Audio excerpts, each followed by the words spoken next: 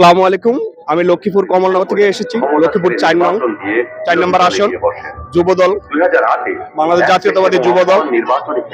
আজ আপসীন দেশনেত্রী বেগম খালেদা জিয়ার এই দেশপ্রেম, এই ভালোবাসার এক প্রতিষ্ঠিত হয়ে থাকবে, সারা জীবন চিরন্তন হয়ে থাকবে।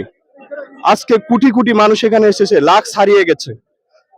ভালোবাসা কাকে বলে আজ বেগম খালেদা জিয়ার শেষ বিদায় বেলায় সে দেখিয়ে দিয়ে গেছেন।